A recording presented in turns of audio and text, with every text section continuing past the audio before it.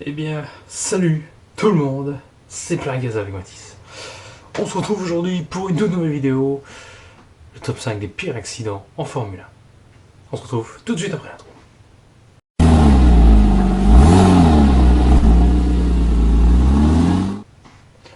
Et oui les amis, on se retrouve aujourd'hui pour une nouvelle vidéo. J'espère que vous allez bien et comme je vous l'ai dit juste avant l'intro, le top 5 des pires accidents en Formule 1 bien sûr. On parle là-dessus. Ça y est, on rentre dans le thème de la Formule 1. Après deux vidéos qui ont plutôt bien marché, d'ailleurs à l'heure actuelle vous êtes 14 abonnés sur cette chaîne, je vous remercie déjà pour les 14 abonnés. On est quasiment à 200 vues sur la vidéo La fin d'une histoire avec Porsche. Je vous remercie. Vous êtes parfaits déjà les amis, c'est génial. Donc dans ce top 5 les amis, des pires accidents, on va rentrer dans le vif du sujet. En 5ème place, on va retrouver en 2010 sur le circuit d'Europe Mark Webber et sa Red Bull. Je vous laisse les images et je débriefe après ce qui s'est passé.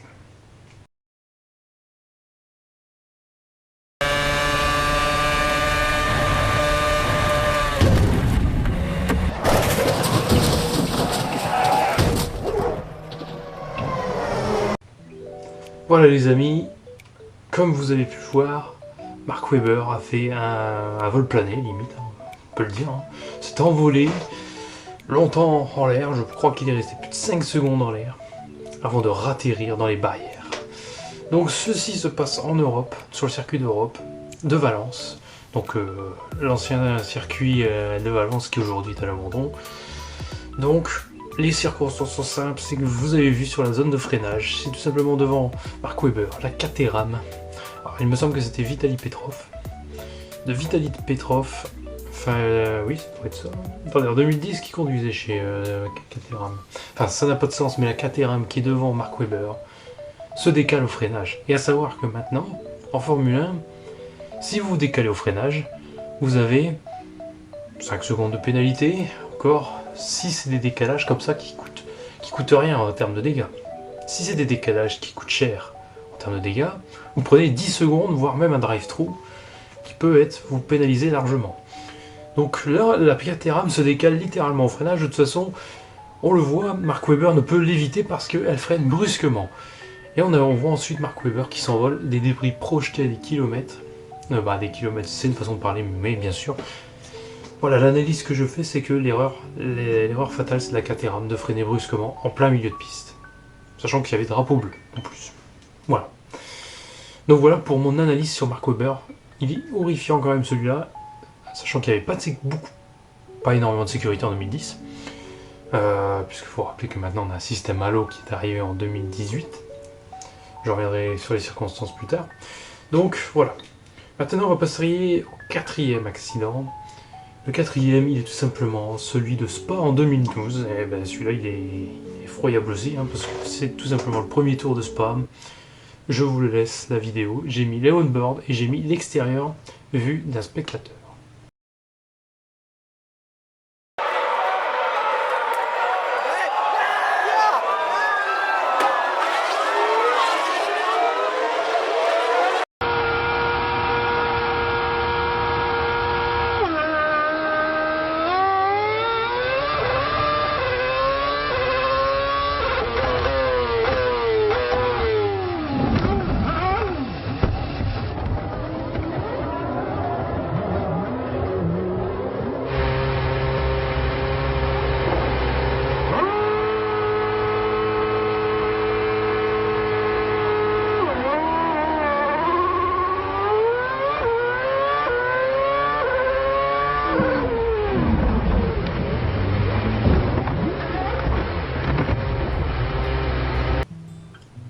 Voilà les amis, cette vue horrifique, je sais plus, pardon, excusez-moi. Enfin, en tout cas, cette vue incroyable. Cet accident est phénoménal. Alors, vous avez peut-être pu le voir sur les on-board que je vous ai mis en 2e, parce que je vous ai mis l'extérieur d'abord, parce que je voulais que vous recontextualisez d'abord de l'extérieur l'accident, et ensuite on observe le on-board. Quand on observe le on-board de Lewis Hamilton, vous pouvez apercevoir déjà, il y a un premier effet avant le départ, c'est que Pastor Maldonado, la Williams numéro 12, grille le départ, donc sera sanctionné, mais sera sanctionné pour le prochain Grand Prix, parce que si on regarde sur le on-board après, on voit que il se fait attraper l'aileron arrière avec Fernando Alonso. Donc on va revenir là-dessus. Fernando Alonso n'a rien demandé, donc lui on va entre guillemets l'enlever parce qu'il n'a rien demandé. Il avait pris un bon départ, voilà, il se fait shooter au premier virage, lui il ne peut rien. Lewis Hamilton, c'est la vue la plus intéressante qu'on a, parce qu'il se fait d'abord dépasser par Romain Grosjean, et Romain Grosjean vient le tasser deux roues dans l'herbe. Donc, quand on voit l'image de l'extérieur, on voit bien que Romain Grosjean tasse Lewis Hamilton dans l'herbe, ce qui fait partir le Britannique dans l'herbe et glisse des deux roues et vient attraper l'aileron arrière de Romain Grosjean. Et ensuite, ça entraîne un carambolage extrême, puisque ça vient prendre Fernando Alonso, Kamui Kobayashi sur la Sauber, ainsi que Pastor Maldonado. 5 voitures mis au tapis, pas réellement, puisqu'il n'y en a que 4 qui ont été mis au tapis. Grosjean, Hamilton, Alonso et Pastor Maldonado ont été mis au tapis. Kamui Kobayashi a eu la chance de attraper que des débris de peinture sur son pneu. Ça c'était sûr. Je n'ai pas le on-board, je suis désolé. Donc voilà, la cause de cet accident est Romain Grosjean, qui sera suspendu un Grand Prix au Grand Prix d'Italie d'après. Voilà la sanction qu'il aura reçue. Vous me direz dans les commentaires si c'est mérité ou pas, mais pour moi c'est mérité. Ensuite, on va passer au troisième accident, et je vous laisse observer le troisième accident, Australie 2016. Je pense que dès que je dis Australie 2016, vous devez demander. Voilà, je vous laisse regarder.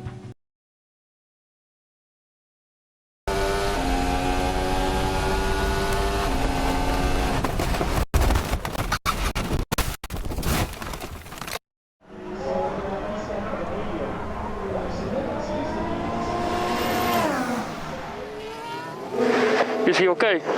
Yeah, Alonso Fernando is fine.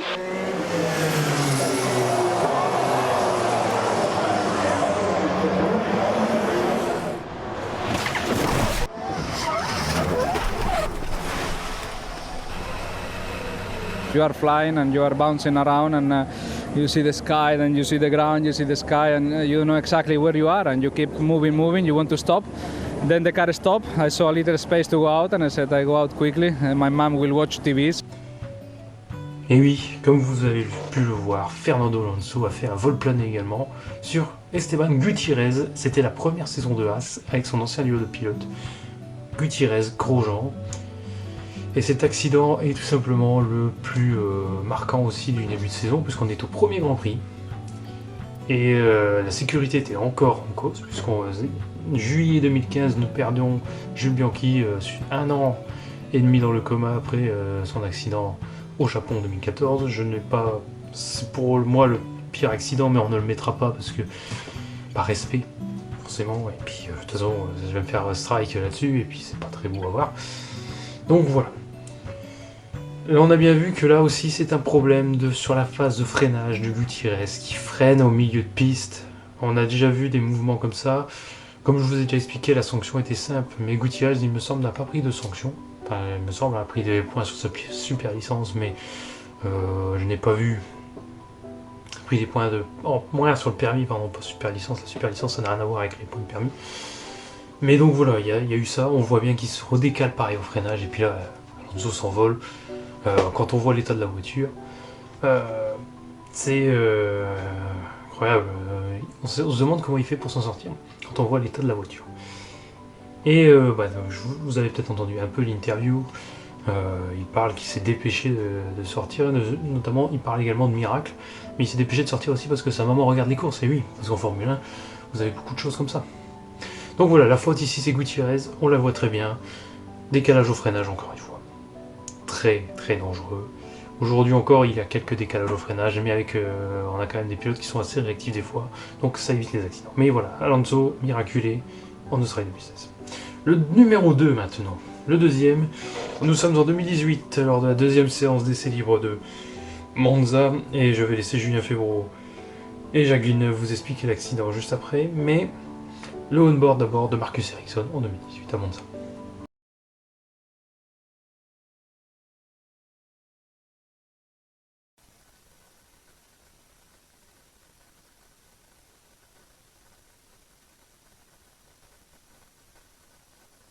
Là, on vient de voir une raison pour laquelle... Vous allez la voir exploser dans la caméra, la voiture. Non, juste à côté. Non, il l'a raté. Pouf, effroyable crash de Marcus Ericsson. C'est pas le premier qu'on voit partir en tête à queue à cause d'un DRS qui ne se referme pas. Donc pourquoi créer un tel danger quand il n'est pas nécessaire? Les roues qui restent attachées au châssis mais qui aident à amplifier le mouvement des tonneaux. C'est pour ça qu'il y a des tonneaux aussi, hein. Les roues se mettent sous la voiture. Donc ça ouais. protège la foule, c'est plus important. Mais par et contre, les commissaires, ça nous donne, de qui jolis sont, tonneaux. Toujours à proximité de la piste, qu'on protège eux aussi de mieux en mieux et heureusement. Ouf, le coup de froid là. Par contre, pourquoi est-ce que le DRS ne s'est pas refermé? C'était arrivé à Massa chez Williams en Chine. Eh oui, merci Julien et Jacques pour cette analyse. Comme vous l'avez entendu, Marcus Ericsson, son DRS ne s'est pas fermé, provoquant des tonneaux incroyables. Je crois 4-5 tonneaux si je ne me trompe pas. C'est énorme. Et à la fin, il s'en sort toujours bien vivant. Encore une fois, le halo a parfaitement protégé la tête, le casque, puisqu'il est sorti indemne. Forcément choqué, c'est logique, quand vous faites des tonneaux, vous êtes choqué. Quand vous faites des tonneaux, de toute façon, dans une voiture normale, vous vous ressortez peut-être pas vivant, donc voilà. Donc voilà, là-dessus, c'est nickel que Marcus Ericsson soit indemne après ce crash. Donc là, la cause, c'était le DRS non fermé. Et à savoir que dans cette même saison, Sauber avait déjà eu le problème à Silverstone 2018. À Silverstone, ils avaient déjà eu le même problème. Ou alors, il me semble que c'était de sa faute, mais il y avait déjà eu le même problème, je crois, dans la saison. Et si pour ceux qui n'ont peut-être pas vu juste avant, mais il y avait Charles Leclerc qui était devant lui, qui avait eu le même problème. Il avait été obligé de court-circuiter le virage numéro 1. Donc il n'a pas eu le même problème que Marcus Ericsson de partir dans l'herbe et de ensuite partir en tonneau. Donc là, c'est un problème de DRS. Sauber a eu énormément de problèmes de DRS en 2018. Comme je vous en ai parlé à Silverstone, mais notamment pendant pas mal de séances d'essai, il a eu des problèmes. Donc c'est ce qui a causé cet accident. Il est quand même incroyable cet accident parce que tu fais des tonneaux, tu tournes, et puis vous voyez surtout heureusement que les roues ne sont pas parties, parce qu'on pense toujours, quand vous avez des accidents comme ça, on pense toujours aux commissaires qui sont au bord de piste, qui sont là normalement pour assurer la sécurité. Et finalement, les roues sont restées attachées aux suspensions, merveilleux, parce que une roue qui parte, ça peut partir dans les gradins, mais ça peut partir aussi sur les commissaires. On oublie les commissaires souvent au bord de piste. Donc voilà pour cet accident. La cause, forcément, c'est le DRS de Marcus Ericsson. Ensuite, le dernier accident, le top 1, il est assez récent, il date d'il y a 3 ans. Juillet, alors il me semble le 16 juillet 2022. Premier départ du Grand Prix de Silverstone. Je vous laisse les on-board ainsi que la vue extérieure.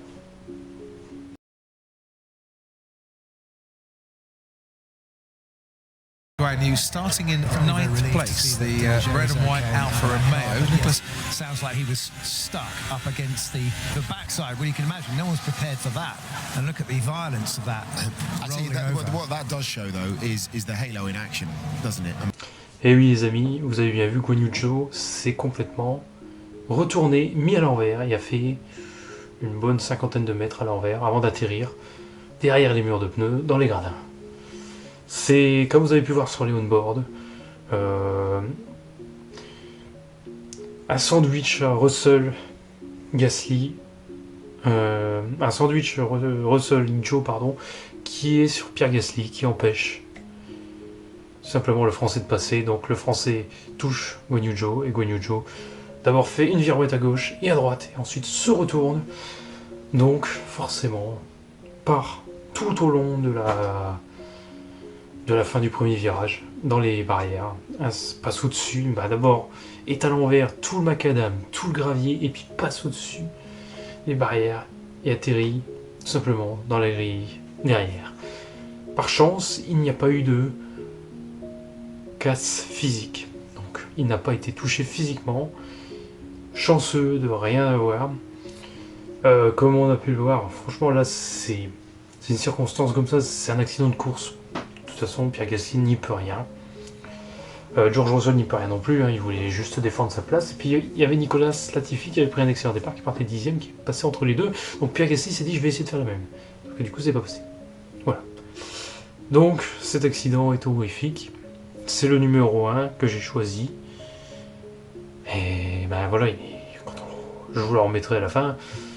C'est terrible. Et Guan Yu Zhou est sorti indemne. Aujourd'hui, il roule pour Ferrari en 3ème pilote. donc en réserve. Donc voilà, c'était un accident qui était très beau. Je suis désolé de dire beau, mais quand je dis beau, c'était un accident beau dans le sens où c'est un big crash en English. Et donc, par chance, cet accident va mettre comme vous avez vu, c'est un accident en cascade, puisque on a Pierre Gasly, Russell et Joe qui se touchent, mais derrière vous avez Sebastian Vettel qui va envoyer en spin total Alex Albon, qui lui va rebondir partout va rebondir d'abord sur la barrière de sécurité, sur la rambarde, et ensuite va percuter Yuki Tsunoda qui va avoir beaucoup de dégâts aussi, mais il ne va pas abandonner. Esteban Ocon également aura une crevaison. Donc cet accident en fait aura été une cascade d'événements derrière cet accident. Le Grand Prix de Silverstone 2022 était assez fou quand même, pour ceux qui s'en rappellent. Donc voilà les amis, le top 5 des accidents, c'est terminé. C'était Plagas avec Mathis. J'espère que cette vidéo vous aura plu. On n'hésite pas à s'abonner, à liker, à partager en commentaire également ce que vous voulez dire. Quel genre de vidéo vous souhaitez venir. Je sais que j'ai une vidéo qui arrive, je vous la dévoile là maintenant. Ça sera vraiment pour ceux qui vont rester jusqu'au bout. C'est tout simplement Michael Schumacher, la légende. Oui, j'ai une vidéo sur Michael Schumacher qui va pas tarder à arriver les amis. Voilà, c'était plein gaz avec Mathis, j'espère que cette vidéo vous aura plu. Ciao ciao les amis.